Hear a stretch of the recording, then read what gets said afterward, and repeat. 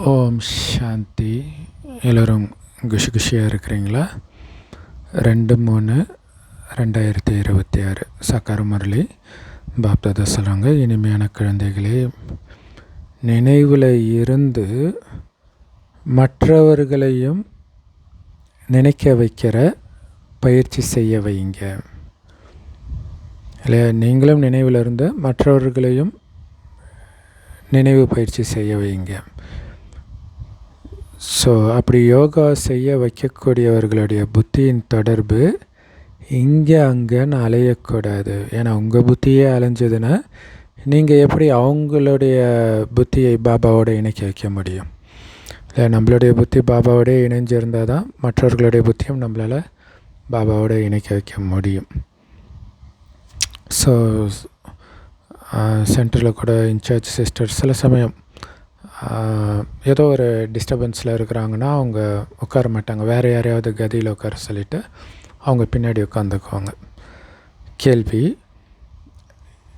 எந்த குழந்தைங்க மேலே மிகப்பெரிய பொறுப்பு இருக்குது, அவங்க கண்டிப்பாக ஒரு கவனம் வைக்கணும்.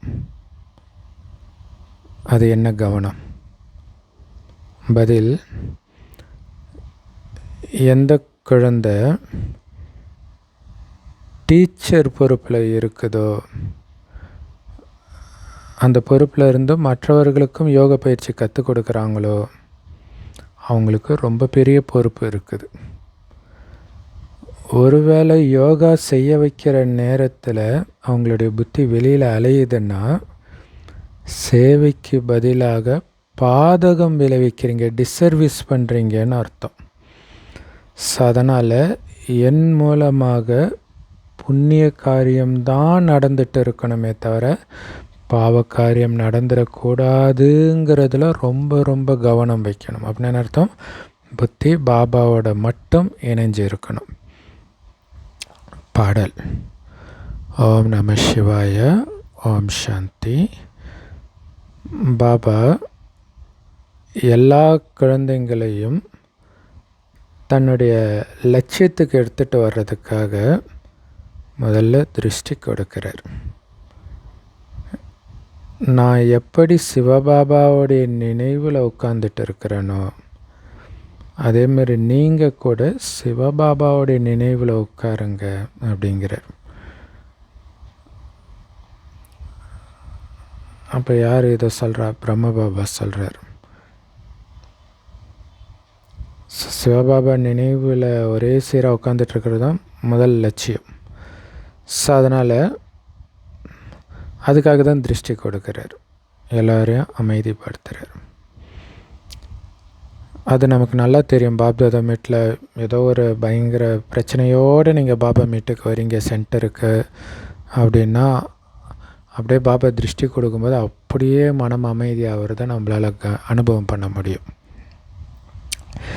ஸோ அதனால் யோகா செய்ய வைக்கிறதுக்காக யார் முன்னாடி கதியில் உட்காந்துட்ருக்கிறாங்களோ அவங்க முழு நேரமும் சிவபாபாவுடைய நினைவில் தான் இருக்கிறாங்களான்னு கேள்வி வருது.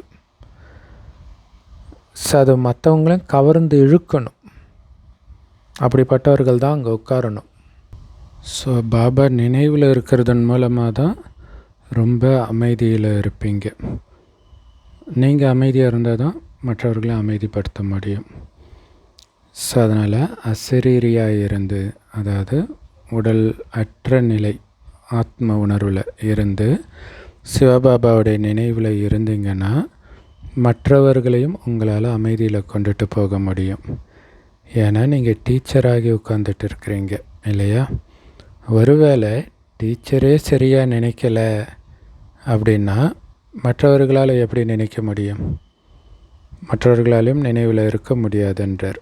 டீச்சராலே சரியாக நினைவில் இருக்க முடியலன்னா. ஸோ அந்த பிரியதர்ஷனுக்கு பிரியதர்ஷினியாக இருக்கிற நான் அவருடைய நினைவில் இருக்கிறேனா அப்படின்னு முதல்ல சிந்தனை செய்யணும் இல்லையா? எப்படி சொல்கிறார் பாருங்க, பாபாவுடைய நினைவில் இருக்கிறேனா கேட்கல, அந்த பிரியதர்ஷனுக்கு பிரியதர்ஷினியாக இருக்கிற காதலியாக இருக்கிற நான் என் காதலனை நினச்சிட்டு இருக்கிறேனா இல்லையா? காதலனுடைய நினைவு தானாகவே வாட்டி வதைக்கும் இல்லையா? அப்படி இருக்கணும் பாபாவுடைய நினைவு. அப்படி இருக்குதான்னு சிந்தனை பண்ணுங்கன்றார்.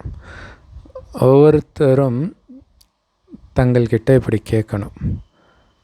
புத்தி மற்ற பக்கம் போயிடுது. தேக அபிமானத்தில் வந்துடுறீங்கன்னா அதுக்கு பேர் சேவை கிடையாது, டிஸ்சர்வீஸ் பண்ணுறீங்கன்னு அர்த்தம். ஸோ அதனால தான் அசரீரியாகி பாபாவை நினைக்க சொல்கிறார். தேக உணர்வில் இருந்து நினைக்கக்கூடாது. ஸோ இதை புரிஞ்சிக்க வேண்டிய விஷயம். எந்த சேவையும் செய்யலை, சும்மா உட்காந்துட்டு இருக்கிறீங்க அப்படின்னா நஷ்டத்தை தான் ஏற்படுத்துவீங்க இல்லையா? பாபாவுடைய நினைவில் இருந்தால் தான் அது சேவை. சும்மா உட்காந்துட்டு இருந்தால் அதுக்கு பேர் சேவை கிடையாது, அது நஷ்டத்தை தான் ஏற்படுத்துகிறீங்க. ஏன்னா டீச்சருடைய புத்தியே அங்கே இங்கேன்னு அலப்பாயுது இல்லையா? பாபா கிட்ட புத்தி இல்லைனாலே வேறு எங்கேயும் அலப்பாய தான் போகுது. அப்போ அவங்க என்ன உதவி செய்ய முடியும் இல்லை? நிறைய பேர் எங்களை யோகாவில் உட்கார வைங்கன்னு சொல்கிறதோடைய காரணம் என்னென்னா, உங்களுக்கு அனுபவம் ஆகுது அமைதி. அப்போ உட்கார வைக்கிறவங்க அந்த மாதிரி அமைதியாக இருக்கிறாங்க. ஸோ எந்த டீச்சர் உட்காந்துட்டு இருக்கிறாங்களோ யோகா செய்ய வைக்கிறதுக்கு, அவங்க தன்கிட்டே கேட்கணும், நான் இப்போ புண்ணிய காரியம் செஞ்சுட்டு இருக்கிறேன்னா? அப்படின்னா என்ன அர்த்தம்? பாபா நினைவில் மட்டும் இருந்து அமைதியை பரவ செஞ்சுட்டு இருக்கிறேன்னா அப்படின்னு கேட்கணும். ஒருவேளை பாவக்காரியம் செய்கிறீங்கன்னா துர்கதியை தான் அடைவீங்க. அப்படின்னா என்ன அர்த்தம்? யோகா பண்ண வைக்கிறேன்னு உட்கார வச்சுட்டு வேறு எதையோ உங்கள் புத்தி சிந்தனை செஞ்சுட்டு இருந்துச்சுன்னா பாவக்காரியம் செய்கிறீங்க, துர்கதி தான் அடைவீங்கன்னு பெரிய எச்சரிக்கை கொடுக்குறார். அப்போ பதவியும் கீழானதாக ஆகிடும்.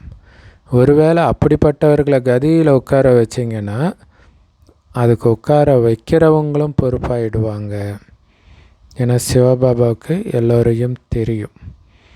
ஸோ இந்த பாபா கூட, அதாவது இந்த பிரம்மா பாபா கூட எல்லாருடைய நிலையையும் தெரிஞ்சிருக்கிறார். இவர் டீச்சராகி உட்கார்ந்துட்டு இருக்கிறார்.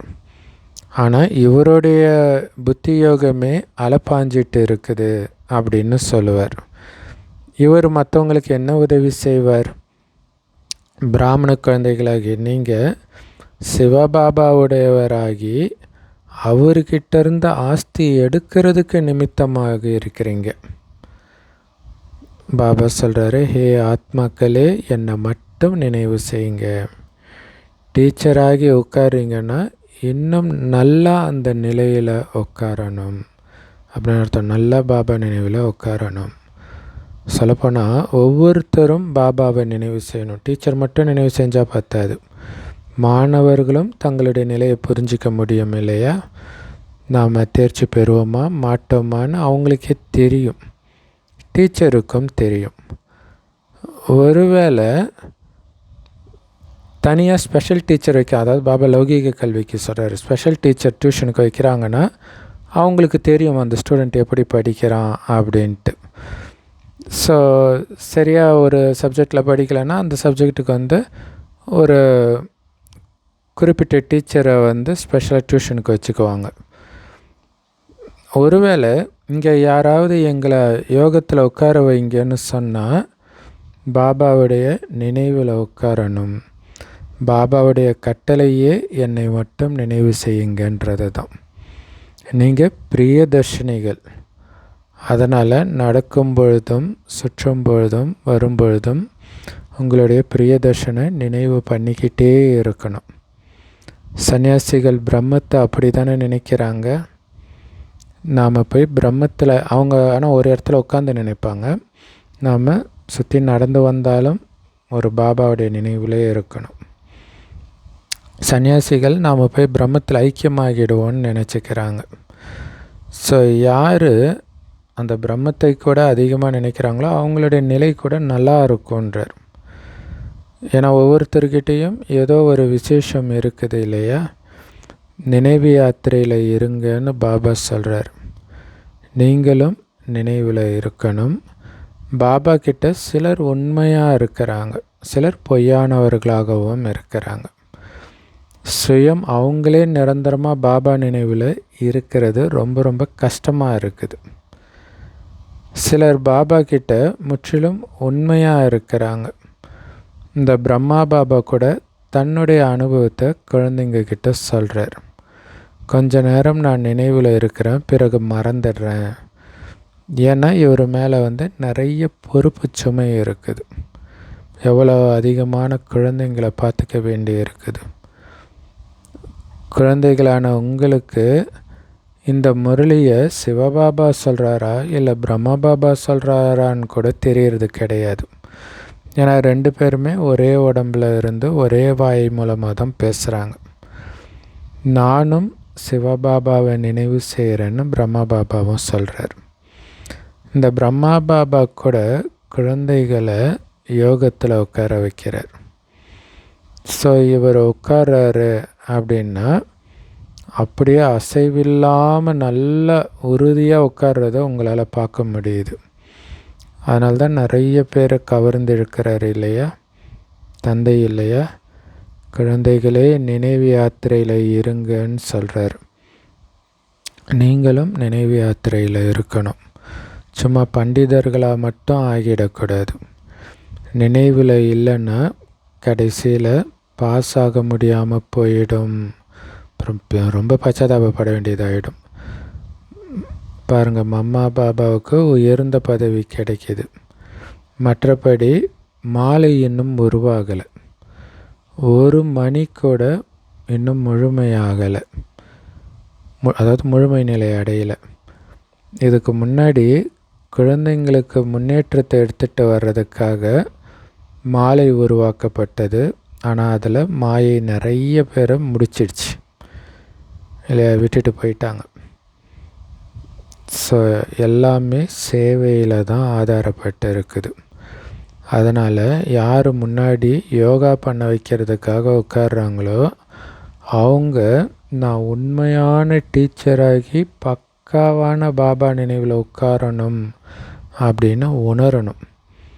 இல்லாட்டினா என்னுடைய புத்தி இங்கே அங்கே போகுது அப்படின்னு சொல்லிடணும் முன்னாடியே. அதனால் எனக்கு இங்கே உட்காரதுக்கு தகுதி இல்லைன்னு சொல்லிடணும், நீங்களாகவே சொல்லிடணும். ஸோ அதனால் தானாகவே யாராவது உட்காந்துக்கலாம் அப்படின்னு கிடையாது. சிலர் முரளி நடத்துகிறதே கிடையாது, ஆனால் நினைவில் இருக்கிறாங்க. ஆனால் இங்கே 2லேயுமே கூர்மையாக இருக்கணும். பிரியதர்ஷன் மிகவும் அன்பானவராக இருக்கிறார். இப்போ அன்பானவரை அதிகமாக நினைவு செய்யணும் இல்லையா? இதில் தான் உழைப்பு இருக்குது. மற்றபடி பிரஜையாக ஆகிறதோ ரொம்ப ரொம்ப ஈஸி. தாசதாசி ஆகிறதெல்லாம் ஒரு பெரிய விஷயமே கிடையாது. ஞானத்தை எடுக்க முடியாது. பாருங்கள், யஜ்யத்தில் பண்டாராவை பார்த்துக்கிறவங்க இருக்கிறாங்க. எல்லோரையும் குஷிப்படுத்துகிறாங்க, யாருக்குமே துக்கம் கொடுக்கறதில்ல. எல்லோரும் அவங்களுடைய மகிமை பாடுறாங்க. ஆஹா, சிவபாபாவுடைய பண்டாராவை பார்த்துக்கிறவங்க நம்பர் 1 ஆகிடுவாங்க. ஸோ நிறைய பேரோட மனசை குஷிப்படுத்துகிறாங்க. பாபா கூட நிறைய பேரோட மனசை குஷியாக்கிறதுக்கு தான் வந்திருக்கிறார். பாபா சொல்கிறாரு, என்ன நினைவு செய்யுங்க மற்றும் இந்த சக்கரத்தையும் புத்தியில் வைங்க. இப்போ ஒவ்வொருத்தரும் தங்களுக்கு நன்மை செஞ்சுக்கணும், எலும்பு தேய சேவை பண்ணணும். நீங்கள் ரொம்ப ரொம்ப இரக்க மனமுடையவர்களாக ஆகணும். மனிதர்கள் முக்தி ஜீவன் முக்திக்காக தான் முட்டி மோதிட்டு இருக்கிறாங்க, கோயில் கொலைன்னு அலையிறாங்க. ஆனால் யாருக்குமே சத்கதியை பற்றியே தெரியாது. எங்கேருந்து வந்தோமோ அங்கேயே திரும்பி போகணும்னு புரிஞ்சுக்கிறாங்க, நாடகம்னு கூட புரிஞ்சுக்கிறாங்க. ஆனால் அதன்படி நடந்துக்கிறது கிடையாது இல்லையா? நாடகத்தில் பதிவானது நடக்குதுன்னா பதறாமல் இருக்கணும், அப்படி இருக்கிறது இல்லையே. பாருங்கள், அங்கங்கே முஸ்லிம்கள் கூட வகுப்புக்கு வராங்க. நாங்கள் உண்மையிலே தேவி தேவதா தர்மத்தை சார்ந்தவர்கள், பிறகு நாங்கள் முஸ்லீம் தர்மத்துக்கு மாறிட்டோம் இடையில் அப்படின்னு சொல்கிறாங்க. ஸோ நாங்கள் கண்டிப்பாக 84 பிறவி எடுத்திருக்கிறோம். சிந்துவில் கூட 5-6 முஸ்லீம்கள் வந்தாங்க. இப்போ கூட வராங்க. மேலும் முன்னேறுவார்களா இல்லையா அப்படிங்கிறத பார்க்கலாம். ஏன்னா மாயையும் சோதிக்கும் இல்லையா? இல்லை, நிறைய டெஸ்ட் பேப்பர் கண்டிப்பாக வரும் நிற்கிறாங்களா இல்லையான்னு செக் பண்ணுறதுக்கு. ஸோ பாபா கிட்ட கேட்டுக்கிட்டே இருக்கணும். சிலர் உறுதியாக நின்றுடுறாங்க, சிலர் நிலையை நீடிச்சிருக்க முடியறது கிடையாது. ஒரு முஸ்லீம் சிஸ்டர் கோயம்புத்தூரில் பார்த்திங்கன்னா, அவங்க ஹஸ்பண்ட் சென்டரில் ஏதோ ஒர்க் பண்ணுறதுக்காக வந்திருக்கிறாரு. அந்த ஒர்க்கு முடிஞ்சோடனே அவங்க ஒய்ஃபை இட்டுட்டு வாங்கன்ட்டு 7 நாள் கோர்ஸ் கொடுத்துருக்குறாங்க. ஒய்ஃபுக்கு பிடிச்சி போச்சு. கணவன் டைம் இல்லைன்ட்டு வரல. அப்புறம் தூய்மையை பற்றி பேசினோடனே ஹஸ்பண்ட் டென்ஷன் ஆகிட்டார். ஏன்னா புதுசாக கல்யாணம் ஆனவங்க. முரளியெல்லாம் போட்டு தூக்கி வெளில கிடாசினார். அதை எடுத்து அந்த ஒரு மாதாஜி வீட்டில் வச்சுட்டு குழந்தைய ஸ்கூலுக்கு விட்டுட்டு வர்ற கேப்பில் கடன்னு முரளி படிச்சுட்டு வருவாங்க. ஸோ இப்படியே பக்கா பாபா குழந்தையாக இருக்கிறாங்க, தூய்மையாகவும் இருக்கிறாங்க. சிலர் உறுதியாக நின்றுடுறாங்க இல்லை. ஸோ முஸ்லீமாக இருந்தாலும் பக்காவாக இருக்கிறாங்க. சிலர் நிறைய டெஸ்ட் பேப்பர் வரும்போது நீடித்து இருக்கிறது கிடையாது, எந்த மதத்தை சார்ந்தவர்களாக இருந்தாலும். ஸோ யார் உண்மையான பிராமண தர்மத்தவர்களாக இருக்கிறாங்களோ, யார் முழுசாக 84 பிறவி எடுத்திருக்கிறாங்களோ, அவங்க ஒருபோதும் ஆட மாட்டாங்க. அவங்கள என்ன பண்ணாலும் கோடி ரூபாய் கொடுத்தாலும் பாபா விட்டு போக மாட்டாங்க. மற்றவர்கள் தான் ஏதாவது காரணம் சொல்லிட்டு போயிடுவாங்க. நிறைய தேகாபிமானமும் வந்துடுது. குழந்தைகளாகிய நீங்கள் நிறைய பேருக்கு நன்மை செய்யணும், இல்லைன்னா என்ன பதவி அடைவீங்க? உங்களுடைய நன்மைக்காக தான் நீங்கள் வீடு வாசலை விட்டு இருக்கிறீங்க. பாபாவுக்கு ஒன்றும் நன்மை செய்ய போகிறது கிடையாது. பாபாவுடையவர்களாக இல்லை சரண்டர் ஆனவங்களை பாபா சொல்கிறார். உங்களுக்கு நன்மை செஞ்சுக்கிறதுக்காக தான் வீடு வாசல்லாம் விட்டுட்டு வந்து சரண்டர் ஆகிருக்கிறீங்க. அப்போ வந்து உட்காந்துட்டா போதுமா? சேவை செய்யணும் இல்லையா? ஸோ அதனால் உங்களுக்கு தான் நன்மை. பாபாவுக்கு ஒன்றும் நீங்கள் நன்மை செய்யலை இல்லையா? பாபா சேவைன்னா பாபாவுக்கு சேவை செய்கிறேன்னு அர்த்தம் இல்லை. உங்களுக்கு தான் நீங்கள் உண்மையிலே சேவை பண்ணிக்கிறீங்க, பாபாவுடைய அறிமுகத்தை மற்றவங்களுக்கு கொடுக்கறதன் மூலமாக. பாபாவுடையவராக ஆகியிருக்கிறீங்க அப்படின்னா சேவையும் அந்த மாதிரி பண்ணணும். உங்களுக்கு ராஜ்யத்தின் பதக்கம் கிடைக்கிது. 21 ஜென்மத்துக்கு சதா காலத்துக்கும் சுகத்தின் ராஜ்யம் கிடைக்கிது. அதுக்கு நீங்கள் பண்ண வேண்டியதெல்லாம் மாயா மேலே மட்டும் வெற்றி அடையணும், அவ்வளோதான். மாயாவை மட்டும் வெற்றி அடைஞ்சிட்டிங்கன்னா 21 பிறவிக்கு சுகத்தின் ராஜ்யம் கேரண்டி. ஸோ மற்றவர்களுக்கும் இந்த ஞானத்தை கற்றுக் கொடுக்கவும் செய்யணும். ஸோ நிறைய பேர் ஃபெயிலாகவும் செஞ்சிடுறாங்க. ராஜ்யம் அடையிறதெல்லாம் ரொம்ப கஷ்டம்னு புரிஞ்சிக்கிறாங்க. அப்படி புரிஞ்சிக்கிறதே பலவீனம்ன்றார். அப்படி புரிஞ்சிக்கக்கூடாது. என்னால் முடியுமான்ற எண்ணமே வரக்கூடாது. பாபா மற்றும் ஆஸ்தியை நினைவு செய்கிறதோ ரொம்ப ரொம்ப ஈஸி. குழந்தைங்களுக்கோ இல்லை அப்பாவை நினைக்கிறது கஷ்டமாக, ஒரு சின்ன புள்ளி தானே. சொர்க்கத்தை நினைக்கிறது கஷ்டமாக, சந்தோஷமாக தானே இருக்கும். ஆனால் தைரியம் வைக்கணும். குழந்தைங்களுக்கு அந்த ராஜ்யத்தை அடையிறதுக்கான தைரியம் வர மாட்டேங்குது. கோழையாகி உட்காந்துடுறாங்க. அவங்களும் அடையிறதில்ல, மற்றவங்களும் அடைய விடுறது கிடையாது. இதெல்லாம் நம்மளால் முடியாது அப்படி சொல்லிடுறாங்க. தூய்மையெல்லாம் இருந்தால் குடும்பம் என்ன ஆகிறது இப்படி சொல்லி மற்றவங்களையும் கெடுக்கிறவங்க நிறைய பேர் இருக்கிறாங்க. அப்போ ரிசல்ட் என்ன ஆகுது நீங்கள் யோசிச்சு பாருங்கள். பாபா சொல்கிறாரு இரவு பகலாக சேவை செய்யுங்கன்ட்டு. காங்கிரஸ்காரர்கள் கூட இந்தியா சுதந்திரத்துக்காக அப்படி முயற்சி பண்ணாங்கல்ல, எவ்வளோ கொடுமைகளை சகிச்சுக்கிட்டாங்க. அதனால தானே வெளிநாட்டுக்காரங்க கிட்டேருந்து ராஜ்யத்தை அடைஞ்சாங்க. அப்போ நீங்கள் ராவணன் கிட்டேருந்து ராஜ்யத்தை அடையணும், அதுவும் ஒட்டுமொத்த உலக ராஜ்யத்தை அடையணும்னா எவ்வளோ முயற்சி பண்ணணும். ஏன்னா ராவணன் தான் எல்லாருக்கும் எதிரி. நாம் ராவணனுடைய வழிபடி போனதுனால தான் துக்கமுடையவர்களாக ஆகியிருக்கிறோம். அப்படிங்கிற விஷயம் உலகத்தினருக்கு தெரியல.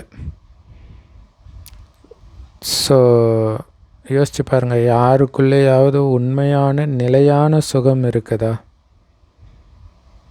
ஆனால் நான் குழந்தைகளாகிய உங்களை நிரந்தரமாக சுகமுடையவர்களாக மாற்றுறதுக்காக வந்திருக்கிறேன்னு சிவபாபா சொல்கிறார். ஸோ அப்போ அப்படி ஆகணும்னா அவர் கொடுக்குற ஸ்ரீமத் படி நடக்கணும், இல்லை நடந்து உயர்ந்தவர்கள் ஆகணும். பாரதவாசிகள் எல்லாருமே தங்களுடைய தர்மத்தையே மறந்துட்டாங்க. ராஜாராணி எப்படியோ அப்படியே பிரஜைகளும். ஸோ ராஜாராணி உயர்ந்தவர்களாக இருக்கும்பொழுது, தூய்மையானவர்களாக இருக்கும்பொழுது, பிரஜைகளும் அதே மாதிரி உயர்ந்தவர்களாக தூய்மையாக இருந்தாங்க சத்தியுகத்தில். எப்போ ராஜாராணி விகாரத்தில் விழுந்தாங்களோ துவாபரகத்தில் இருந்து பிரஜைகளும் அதே மாதிரி ஆயிட்டாங்க. ஸோ சிருஷ்டி சக்கரம் எப்படி சுற்றுதுன்ற ஞானம் இப்போ உங்களுக்கு கிடச்சிருக்குது. இருந்தாலும் அடிக்கடி மறந்துடுறீங்க, புத்தியில் நிற்க மாட்டேங்குது, டக்கு டக்குன்னு போயிடுது. நிறைய பேர் பிராமணர்களாக ஆகிறாங்க, ஆனால் நிறைய பேர் அறகுறையாக தான் இருக்கிறாங்க. அதனால் விகாரத்திலையும் போயிட்டே இருக்கிறாங்க. பாபா குழந்தை ஆகியும் காமத்தில் விழுந்துட்டு இருக்கிறாங்க, ஏன்னா அறகுறையாக இருக்கிறாங்க. ஆனால் நாங்களும் பிரம்மகுமாரின்னு சொல்லிக்கிறாங்க. ஆனால் உண்மையில் விகாரத்தில் விழுந்தால் அவங்க பிரம்மகுமாரி கிடையாது. யார் முழுசாக பாபாவுடைய கட்டளைப்படி நடக்கிறாங்களோ, தனக்கு சமமாக மற்றவங்களையும் மாற்றிட்டு இருக்கிறாங்களோ, அவங்க தான் உயர்ந்த பதவியை அடைய முடியும். கண்டிப்பாக தடை வரும், வராமல் போயிடாது. அதையும் மீறி தடை வந்தாலும் நான் ஸ்ரீமத்தை மீற மாட்டேன் அப்படின்னு ஸ்ரீமத்தை கெட்டியாக பிடிச்சிக்கணும். நிறைய பேர் இந்த ஞான அமிர்தத்தை குடித்து பிறகு வெளியில் போய் தடை ஏற்படுத்துகிறாங்க. அவங்க என்ன பதவி அடைவாங்க? முரளியும் கேட்டுட்டு வெளியில் தடையும் ஏற்படுத்திட்டு இருக்கிறாங்கன்னா, அதாவது டிசர்வீஸும் பண்ணுறாங்கன்னா, என்ன பதவி அடைவாங்க? ஸோ நிறைய பெண் குழந்தைங்க விகாரத்தினால அடி வாங்குகிறாங்க. இல்லை, அதாவது இந்த ஞானத்தை கேட்டுட்டு உங்கள் மனைவி அங்கேயே அனுப்புகிறீங்க, அங்கெல்லாம் அனுப்பாதீங்க. அதாவது இவங்களே வருவாங்க, வந்துட்டு மற்றவங்களுக்கு அப்படி சொல்லுவாங்க. ஸோ அதான் தடையை ஏற்படுத்துகிறாங்கன்றாங்க. ஸோ அதனால் பெண் குழந்தைங்க பாவம் அடி வாங்குகிறாங்க விகாரத்தினால. பாபா இந்த கொஞ்சம் துக்கத்தை நாங்கள் பொறுத்துக்குவோம் அப்படின்னு சொல்கிறாங்க. இல்லை, பெண்கள் பொறுத்துக்கிறதுக்கு பேர் போனவங்க இல்லையா? ஏன்னா எங்களுடைய பிரியதர்ஷன் பாபா இல்லையா? அடி வாங்கினா கூட நான் பாபாவை தானே நினைக்கிறேன். ஸோ அதனால் அவங்க அப்பவும் ரொம்ப குஷியில் தான் இருக்கிறாங்க. ஏன்னா நினைவு வருமானம் இல்லை, நினைக்க சந்தோஷம் இல்லை. ஏன்னா அடி வாங்காதவங்களால் அந்த அளவுக்கு பாபாவை நினைக்க முடியாது. அதான் பாபா சொல்கிறார், பெண்கள் பந்தனத்தில் இருக்கிற பெண்கள், இந்த மாதிரி சித்திரவதைக்கு உள்ளாகிற பெண்கள் அதிகமாக பாபாவை நினைக்கிறாங்க, உணர்வுபூர்வமாக நினைக்கிறாங்க அப்படின்னு சொல்கிறார். ஸோ ஆனால் அவங்க ரொம்ப குஷியில் இருக்கிறாங்கன்றார். ஸோ இது நிறைய பேருக்கு இந்த டவுட் இருக்கும் இல்லையா? ஸோ அவங்களுக்காக பாபா ஆறுதல் கொடுக்குறார், குஷிப்படுத்துகிறார். ஸோ இந்த அளவு கடந்த குஷியில் இருக்கணும். நாம் பாபா கிட்டேருந்து ஆஸ்தியை எடுத்துகிட்டு இருக்கிறோன்ற குஷி இருக்கணும். அதே மாதிரி மற்றவங்களையும் நமக்கு சமமாக மாற்றிட்டு இருக்கிறோங்கிற குஷி இருக்கணும் இல்லையா? நானும் ஆஸ்தி எடுக்கிறேன், மற்றவர்களையும் ஆஸ்தி எடுக்க வைக்கிறேன். அது எவ்வளோ பெரிய விஷயம். பாபாவுடைய புத்தியில் இந்த ஏணிப்படி சித்திரம்தான் ரொம்ப இருக்குது இல்லையா? தொடர்ந்து அதை பற்றியே தான் பாபா சொல்லிகிட்ருக்கிறார். ஸோ அதனால் இதுக்கு தான் பாபா அதிக முக்கியத்துவம் கொடுக்கிறார். ஏன்னா பாரதத்தின் எழுச்சி வீழ்ச்சி தான் ஞானம். அதை ஏணிப்படி சித்திரத்தில் தான் ரொம்ப ஈஸியாக சொல்ல முடியும்.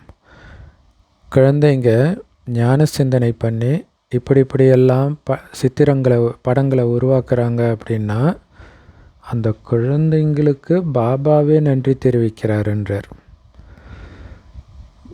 ஸோ அல்லது பாபா அந்த குழந்தைக்கு உணர்வு ஏற்படுத்தினார், உந்துதல் கொடுத்தாருன்னு சொல்லலாம். ஸோ இப்போ ஏஐ இருக்கிறதுனால ரொம்ப சூப்பராக பண்ணலாம்.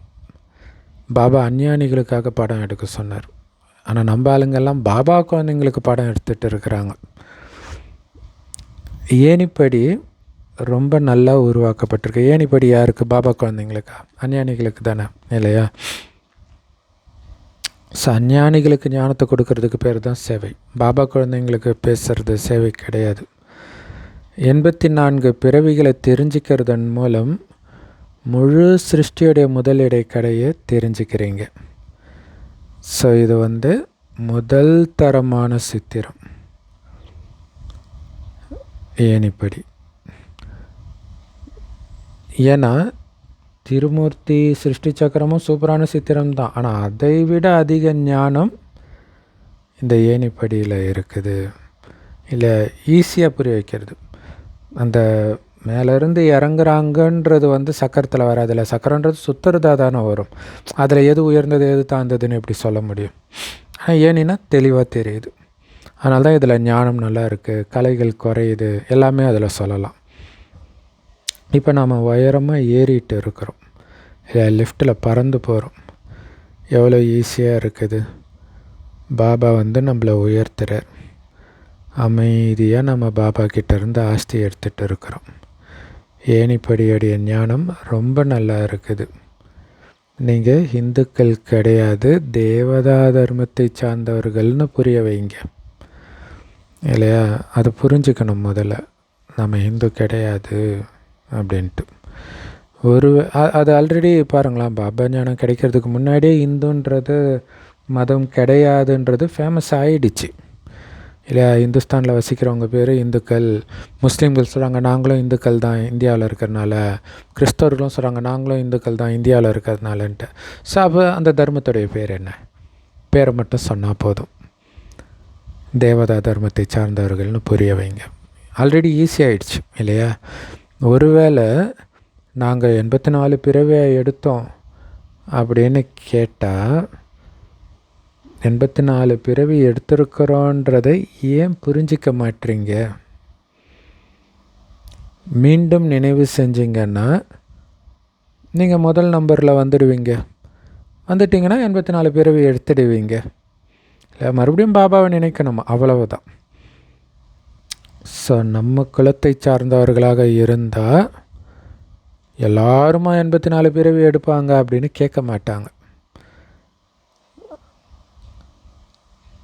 பாபா சொல்கிறாரு, நீங்கள் ஏன் நாம் நேரம் கழித்து வந்திருக்கிறோன்னு நினைக்கிறீங்க அப்படின்னு கேளுங்கன்றார். இல்லை, ஆரம்பத்தில் வரவங்க தான் 84 பிறவின்னு பாபா சொல்லியிருக்கிறார்ல. அப்போ இப்போ என்ன கேட்பாங்க? என்னடா 90 வருஷம் முடிஞ்சிச்சு, அப்போ நம்ம இல்லையான்னு தோணும்ல. நீங்கள் ஏன் லேட்டாக வந்தோன்னு நினைக்கிறீங்க?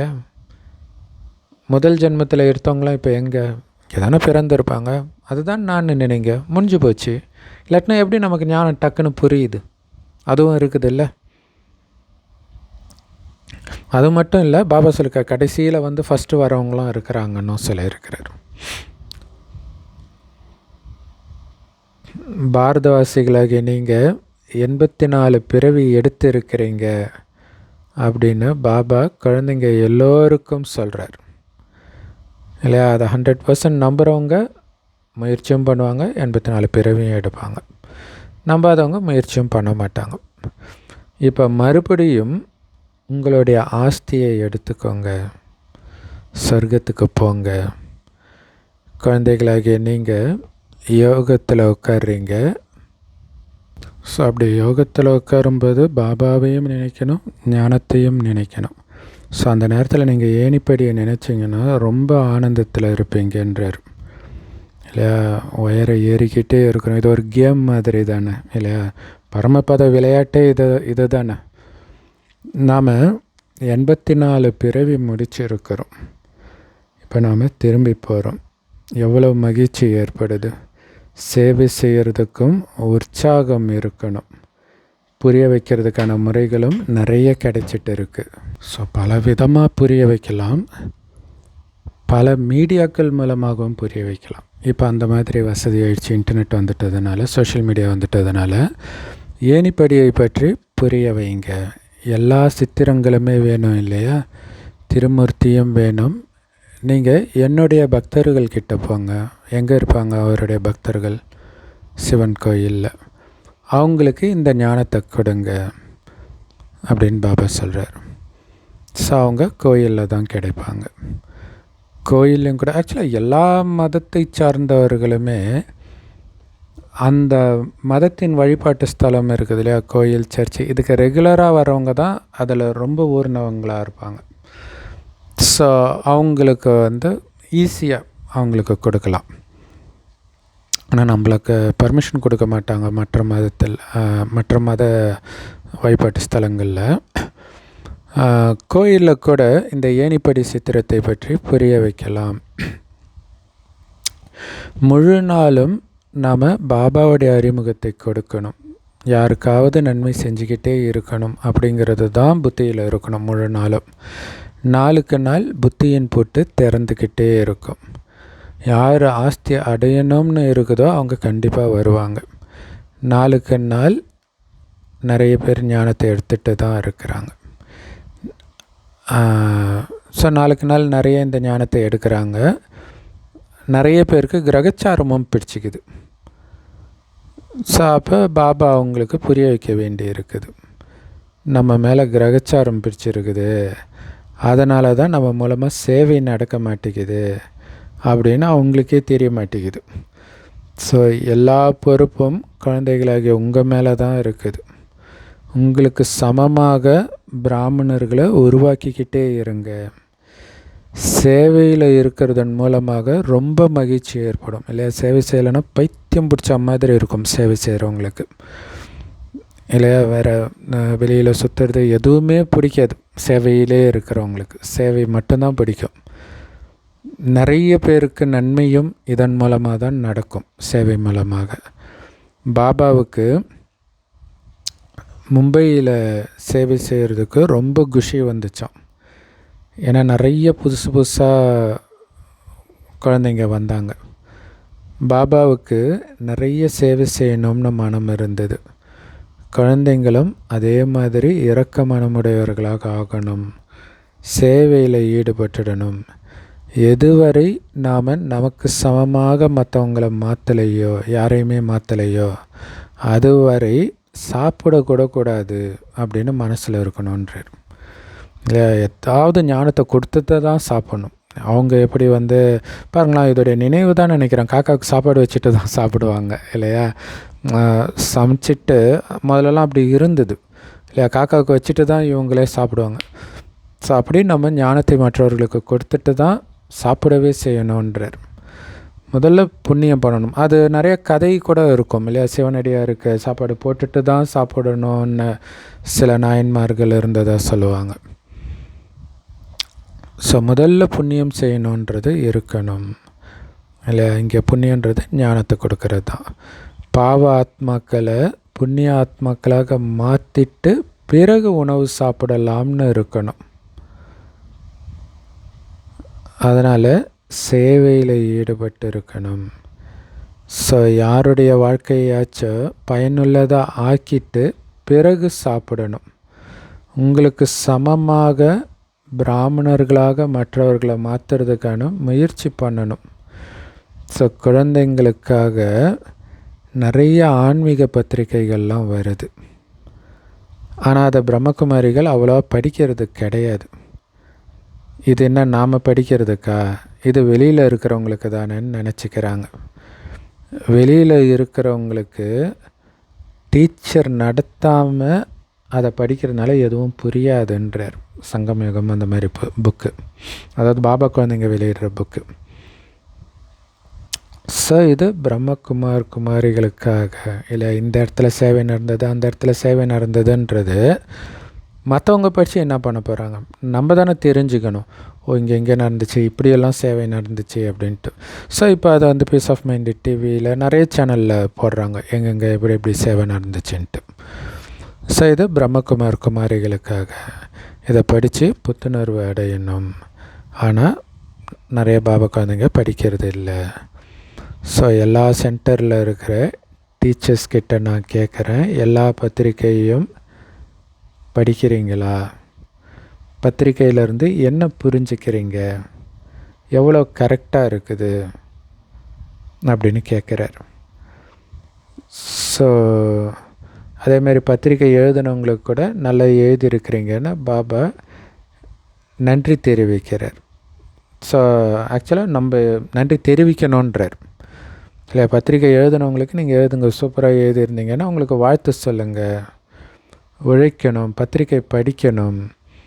இது குழந்தைங்க புத்துணர்வு அடைகிறதுக்காக. ஆக்சுவலாக எல்லா மதத்துலேயுமே அந்த மாதிரி புக்ஸ் வரும். கிறிஸ்தவ மதத்தில் கூட அது மாதிரி தினத்தூது ஏதோ ஒன்று அது மாதிரி வருது. ஸோ அப்போ குழந்தைங்க புத்துணர்வு அடைகிறதுக்கு தான் இந்த பத்திரிக்கைகள்ன்றார். ஆனால் குழந்தைங்க படிக்கிறதே இல்லை. ஸோ யார் பேசுகிறதுல ரொம்ப ஃபேமஸாக இருக்கிறாங்களோ அவங்கள பாபா சொற்பொழிவாற்றுவதற்கு இவங்களை எங்ககிட்ட அனுப்பி வைங்க அப்படின்னு எல்லோரும் கூப்பிடுறாங்க. ஸோ அவங்களுக்கு சொற்பொழிவாற்ற தெரியல, அதனால தான் மற்றவங்கள அனுப்புங்கன்னு கேட்குறாங்கன்னு பாபா புரிஞ்சுக்கிறார். அதனால் சேவாதாரிகளுக்கு எவ்வளோ மதிப்பு கொடுக்கணும். நல்லது. அற்புதமான முறையில் கொடுத்த அன்பான தாய் தந்தை பாப்தாதாவுக்கு அன்பு நினைவுகள் மற்றும் காலை வணக்கம்.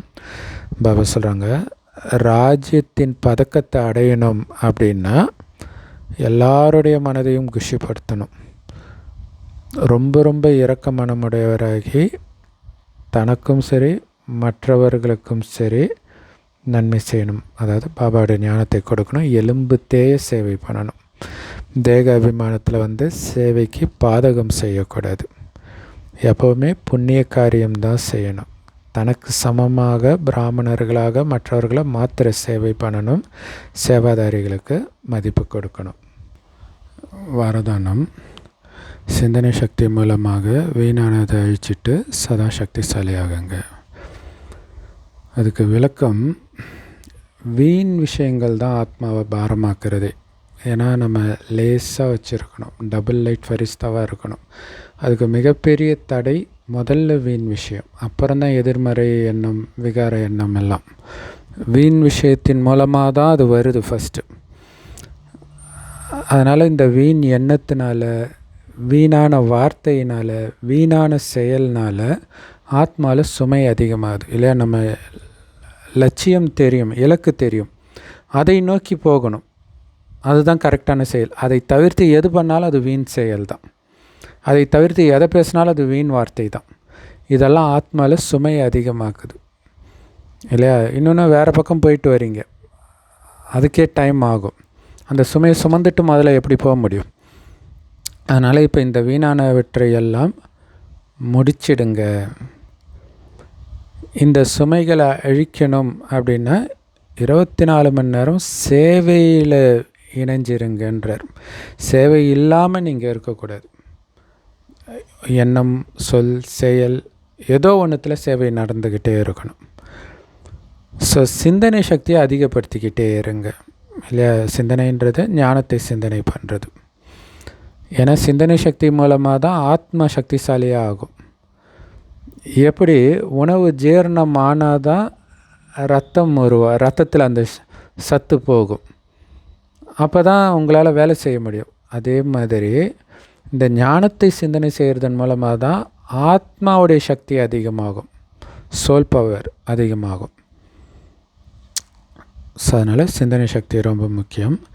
ஸ்லோகன். யார் தன்னுடைய சுபாவத்தை சரளமானதாக வச்சுக்கிறாங்களோ எப்போவுமே அவங்களுடைய நேரம் வேஸ்ட் ஆகாது.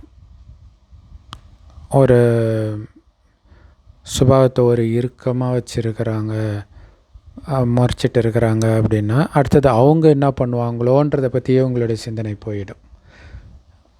அப்படியே ஃப்ரீயாக விட்டுட்டிங்க, எதாக இருந்தாலும் அப்படியே முற்றுப்புள்ளி வச்சுட்டு சிரித்து பேசிட்டிங்கன்னா முடிஞ்சு போச்சு. அதை பற்றி நீங்கள் சிந்திக்க வேண்டிய அவசியம் கிடையாது. அப்போ உங்கள் டைம் வேஸ்ட் ஆகாது. அவ்யக்தேஸ்வரா. நிச்சய புத்தியின் அஸ்திவாரத்தை உறுதியாக்கி சதா பயமற்றவராக கவலையற்றவராக இருங்கள். ஸோ யாருக்கு பாபா மேலே அசைக்க முடியாத நிச்சய புத்தி இருக்குதோ, பாபா மேலே, நாடகத்து மேலே, தன் மேலே அசைக்க முடியாத நிச்சய புத்தி இருக்குதோ அவங்க கவலையே பட மாட்டாங்க எதுக்கும். ஏன் இப்படி ஆச்சு, என்ன ஆச்சு, இப்படி நடந்திருக்கக்கூடாது, இதெல்லாம் வீண் விஷயங்கள், வீண் எண்ணங்கள். ஸோ நம்பிக்கை உள்ளவர்கள், நிச்சய புத்தி உள்ளவர்கள் இதை பற்றிலாம் சிந்திக்க கூட மாட்டாங்க. அதனால் கவலை இல்லாமல் இருப்பாங்க. அதனால் அவங்களுக்கு ஒருபோதும் வீண் சிந்தனையே வராது. சுய சிந்தனை மட்டுமே இருக்கும். சுய சிந்தனைன்றது ஆத்மாவை பற்றிய சிந்தனை. ஆத்மா இப்போ எந்த ஸ்டேஜில் இருக்குது அப்படின்னு ஞானத்தை வச்சு சிந்தனை பண்ணுறது. ஸோ அப்போ சுயஸ்திதியில் இருக்கிறதுனால எப்படிப்பட்ட சூழ்நிலையும் அவங்க வெற்றி கொள்வாங்க. சூழ்நிலையை வெற்றி கொள்வதே அந்த சுயஸ்திதியிலே நிலைச்சிருக்கிறது தான் இல்லையா. அந்த அமைதி கெடாமல் இருந்துட்டால் ஜெயிச்சிட்டோன்னு அர்த்தம். ஸோ என்ன ஆகிடுமோன்னு பதறினீங்க அப்படின்னா ஃபெயில் ஆகிட்டீங்கன்னு அர்த்தம். Om Shanti. Love you Bapdada. Thank you Bapdada. குஷியாக இருங்க, குளிர்ச்சியாக இருங்க.